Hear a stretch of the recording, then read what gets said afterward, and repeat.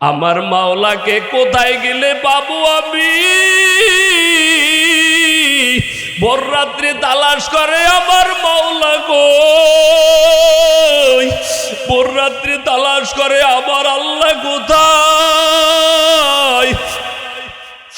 আমার আল্লাহকে যদি আমি না পাই, আমার জীবনটা আমার বৃথা হয়ে গেল, আমার জীবনটার দাম নাই। আমার মালিকের যদি আমি না পাই, একদল মানুষ তালাশ করে কোথায় গেলে আমার মালিকের আমি পাবো।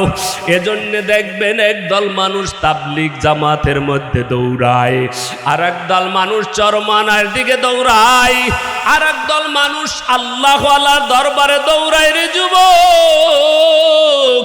তারা দুনিয়ার কিছুই চায় না, শুধু চায় আমার মাওলাকে। আর এই সমস্ত লোকগুলি যখন কিয়ামতের ময়দানে উঠবে গো, এরা দৌড়াইবে আর বলবে আমার মাওলাই কই? ও যুবক,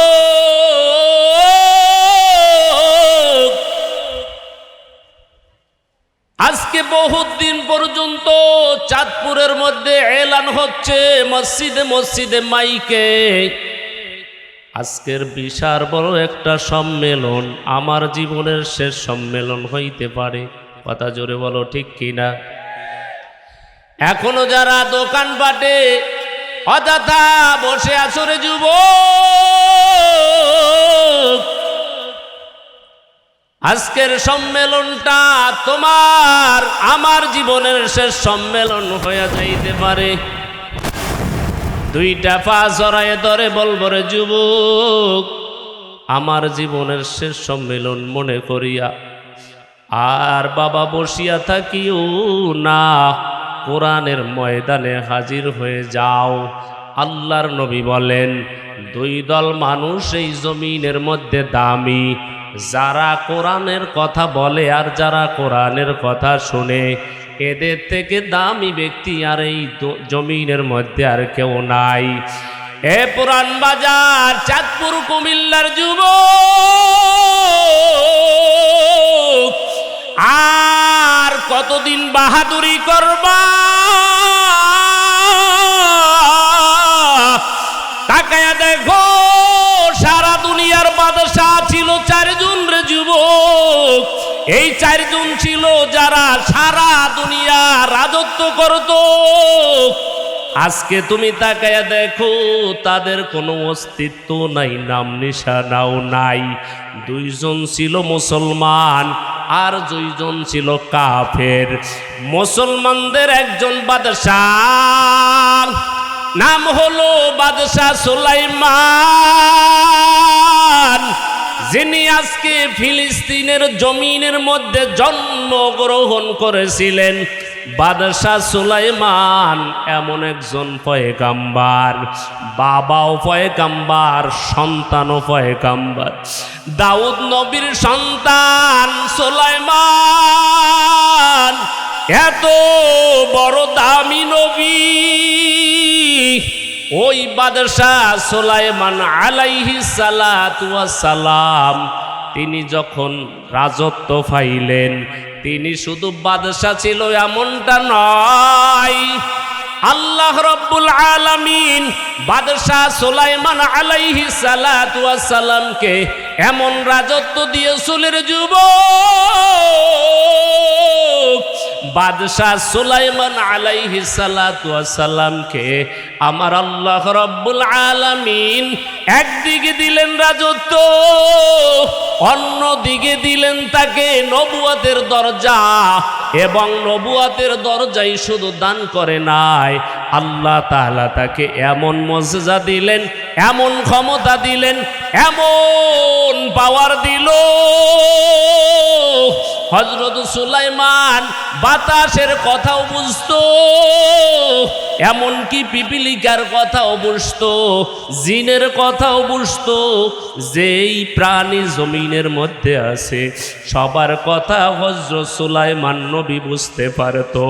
বা সুলাইমান দাদে মুলকে সরওয়ারি খিদমতে সাদে মসদে অফরি বা সুলাইমা দাদে মুলক সরওয়ারি খিদমতে সাদে মসদে অফরি। ও যুবক, কানটা লাগায়া ভালো করিয়া শুনো, বাদশাহ সুলাইমান এমন একজন পয়গম্বর যিনি নবুয়তি আমার আল্লাহ দান করলো। নবী হওয়ার পরে এমন ক্ষমতা আমার আল্লাহ রব্বুল আলামিন সুলাইমান পয়গম্বরকে দান করেছেন। পিপিলিকার কথাও বুঝেন, 100 মাইল উপর দিয়া যখন তখতে সুলাইমান যখন চলতো, একটা পিপিলিকা যেই কথা বলে এই কথাটাও বাদশাহ সুলাইমান বুঝতে পারত। এমন ক্ষমতা দিল রে আমার আল্লাহ বাদশাহ সুলাইমান আলাইহিস সালাতু ওয়াস সালাম, দাউদ পয়গম্বরের সন্তান, যখন নবুয়াতের চেয়ারে যখন বসছে, এইবার সুলাইমান পয়গম্বর যখন ক্ষমতার চেয়ারে বৈশা সব এমপি মন্ত্রী সবাইকে ডাক দিয়া কয়, আমার বয়স তো কম হইল না, আজকে তোমাদেরকে জরুরি মিটিংয়ে ডাকলাম, ভালো করিয়া শুনো, আজকে কি জন্য ডাকলাম ভালো করিয়া বুঝো। আমি বাদশাহ সুলাইমান এখন পর্যন্ত বিবাহ করি নাই, তবে আজকে যেই জন্য তোমাকে ডাকলাম, আজকে তোমাকে যেই জন্য তোমাদেরকে ডাকলাম সেটা হলো, আজকে তোমাদেরকে ডাকার একটাই মাত্র উদ্দেশ্য হলো, আমার বয়স কিন্তু কম হয় নাই, এত বছর পর্যন্ত আমার বয়স হইল, এখন পর্যন্ত বিবাহ করি নাই। ও যুবকের দল, মনটা লাগায়া ভালো করিয়া শুনো রে যুবক, আজকে তুমি একটা মেয়ের পিছনে পড়িয়া জীবনটা কোরবান করে দিতেছ, মার কথাও শুনো না, বাবার কথাও শুনো না, আপনজন কারো কথা শুনো না, একটা মেয়ের প্রেমে পড়িয়া তোমার জীবনটা বিসর্জন করে দিতেছ।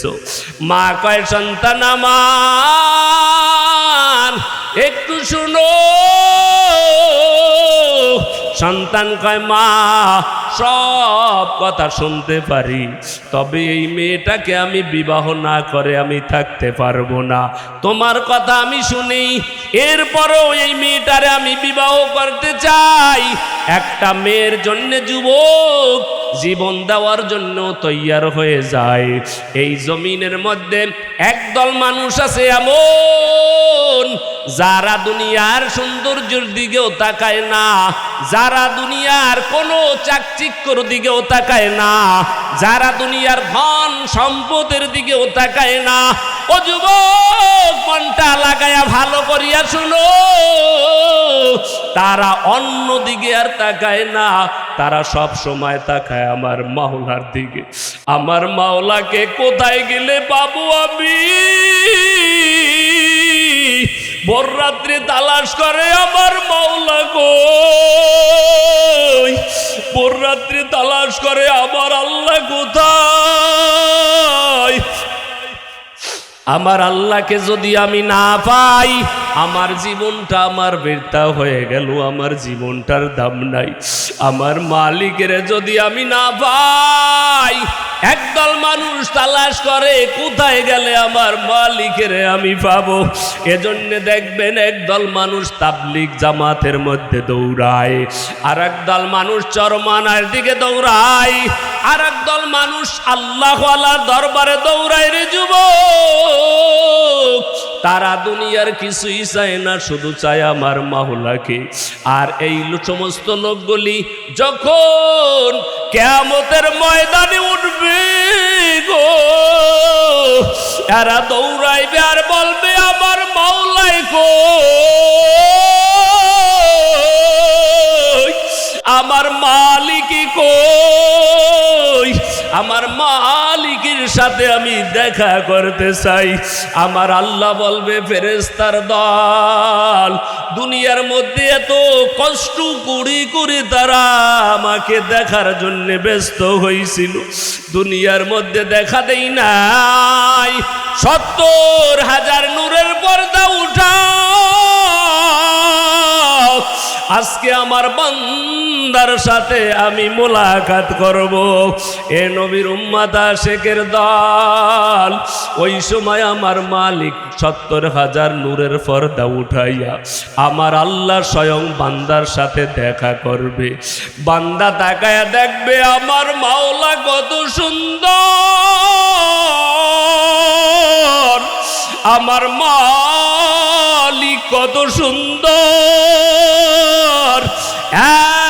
এক তাকানে আল্লাহর বান্দারা 50,000 বছর পর্যন্ত তাকায়া থাকবে।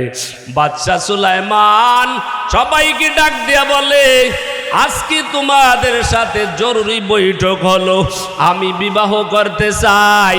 সব এমপি মন্ত্রীরা বলে, হুজুর আপনি বিবাহ করবেন যেই মেয়েকে আমি পছন্দ করবেন, আপনি ওই মেয়ের সাথেই তো আপনার বিবাহ হয়ে যাবে, কেন আবার আমাদের সাথে বৈঠক? বাদশা সুলাইমান বলে, আমি যেমন তেমন নারীকে বিবাহ করব না, আমি যেমন তেমন একটা মেয়েকে বিবাহ করব না, আমি যেই মেয়েটাকে আমি বিবাহ করব ওই মেয়েটার মধ্যে থাকতে হবে 4টা গুণ। যেই মেয়ের মধ্যে 4 গুণ থাকবে না, ওই মেয়েকে আমি সুলাইমান পয়গম্বর বিবাহ করব না। যদি 4টা গুণ পাওয়া যায় তাহলে ওই নারীকে আমি বিবাহ করব।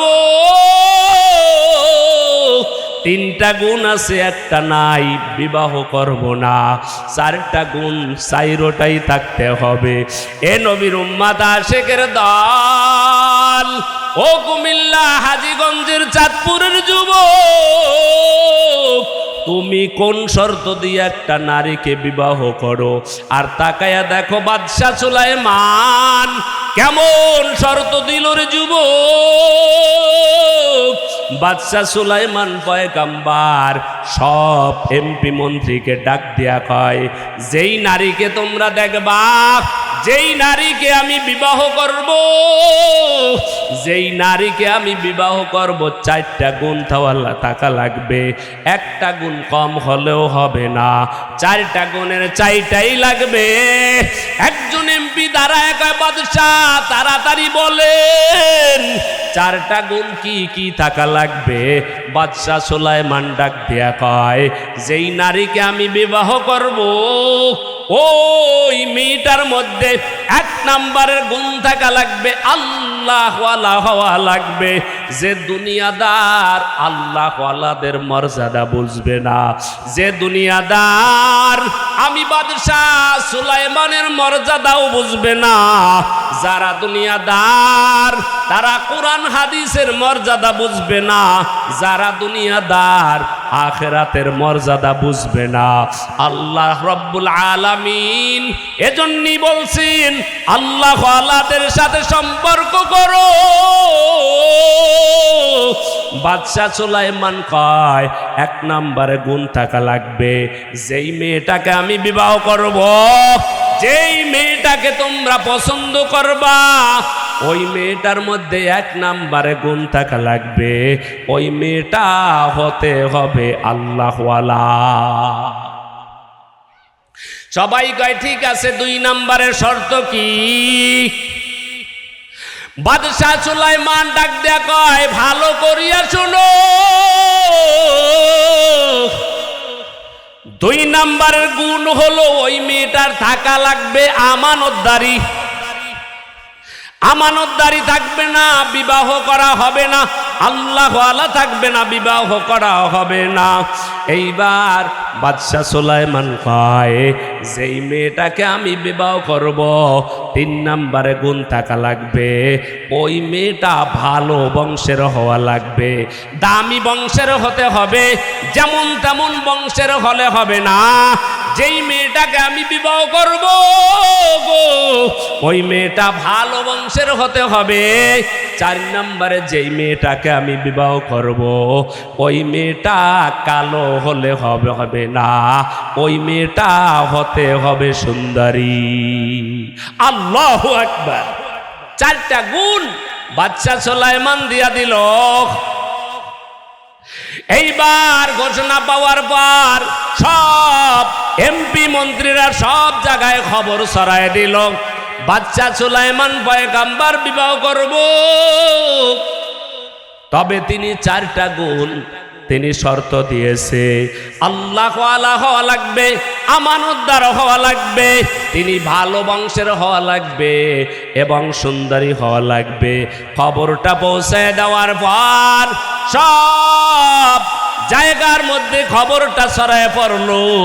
এমনকি ওই গ্রামগঞ্জের জেলে ওই গ্রামের মধ্যেও খবরটা পৌঁছে গেল। এমনকি বেদে সাপুরিয়া যারা সাপের খেলা দেখায় এদের পর্যন্ত পৌঁছে গেল। এইবার সব মানুষের কানে কানে এই খবরটা পৌঁছে গেল, বাচ্চা সুলাইমান বিবাহ করবে। শর্ত হলো 4টা। এইবার একজন জেলে মাছ ধইরা যাইতেছে, এইবার যাওয়ার সময় শুনতেছে এলান করতেছে,